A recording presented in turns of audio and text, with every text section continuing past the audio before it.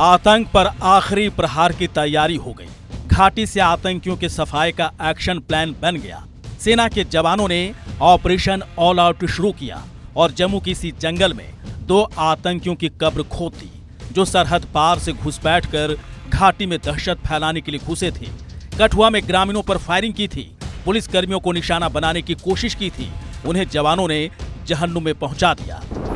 कठुआ के हीरानगर में चल रही मुठभेड़ अब अपने अंतिम चरण में पहुंच चुकी है और आप देखेंगे किस तरीके से सुरक्षा बलों के जवानों ने एक बार फिर से आतंक पर कहर ढाया है। और यहां पर छुपे आतंकी दूसरा आतंकी जिसने सुबह 3 बजे जो है सुरक्षा बलों की एक टुकड़ी पर फायरिंग की थी, उसमें सीआरपीएफ के जवान शहीद हुए थे। उस आतंकी को मार गिराने में जो है वो कामयाबी हासिल हुई है। आप देखें इन्हीं बख्तरबंद गाड़ियों के का इस्तेमाल करके सुरक्षा बलों ने सीनियर अफसर्स जिसमें एडीजीपी जम्मू रेंज जो हैं आनंद जैन और उसके साथ साथ डीआईजी जो रेंज हैं सुनील गुप्ता, उन्होंने इस पूरे ऑपरेशन को चलाया और उस इलाके में छुपे आतंकी को मार गिराया है। आपको बता दूं कि इस पूरे इलाके को कॉर्डन करके रखा गया है। सेना, जम्मू कश्मीर पुलिस और सीआरपीएफ ने इस पूरे इलाके को घेरा हुआ है और कोशिश ये की जा रही है कि जल्द से जल्द इस ऑपरेशन को जो है वो खत्म किया जा सके। 2 आतंकियों के खात्मे के बाद जम्मू के अलग अलग जगहों पर सर्च ऑपरेशन जारी है, लेकिन इसी बीच एनकाउंटर में मारे गए आतंकियों के पास से जो सामान मिले हैं उससे साफ है कि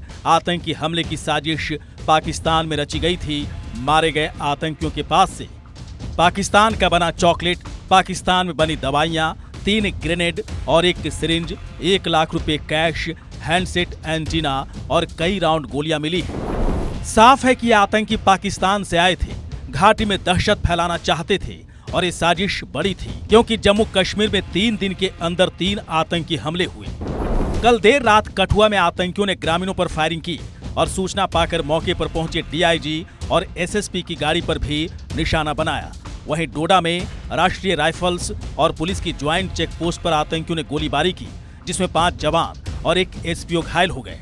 इसके अलावा 9 जून को रियासी में आतंकियों ने श्रद्धालुओं से भरी बस पर फायरिंग की थी, जिसमें ड्राइवर को गोली लगी और ड्राइवर को गोली लगने से बस बेकाबू होकर खाई में गिरी, जिससे बस में सवार 10 श्रद्धालुओं की मौत हो गई थी।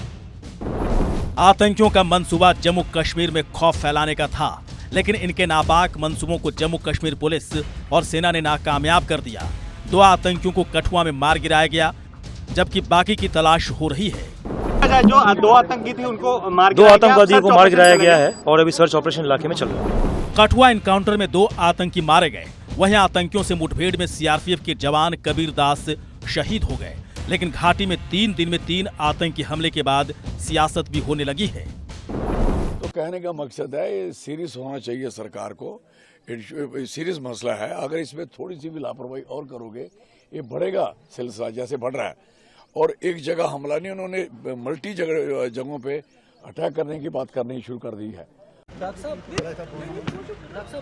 जम्मू में 3 दिन में 3 हमले हुए, कैसे देखते हैं आप इस पूरी सुरक्षा को? Jammu is becoming a hotbed. I have always told you, terrorism is not going to end unless there is understanding between the 2 nations. Kathua में जो इस प्रकार का अटैक होना, इससे पहले रियासी में होना, खैर इन लोगों को ढूंढ तो लाया जाएगा और मार भी दिया जाएगा, लेकिन जो यात्री बाहर से आए थे एक उनका पर इस प्रकार की हत्या करना ये अपने आप में बड़ा दुखद है। सुरक्षा बल अपनी रणनीति बनाते हैं समय समय पर और उसी के आधार पर यहाँ पर शांति व्यवस्था पहले भी बनी है, लेकिन जब इस प्रकार की घटनाएं होती हैं तो निश्चय ही चिंता का विषय रहते हैं। सर्च ऑपरेशन चल रहे हैं। जम्मू कश्मीर में आतंकी हमले के बाद एक ओर सियासत हो रही है तो दूसरी ओर सेना आतंकियों का सफाया कर रही है। लेकिन सवाल उठता है कि घाटी में आतंकियों का पक्का इलाज कैसे होगा? आतंक का जड़ से खात्मा कब होगा?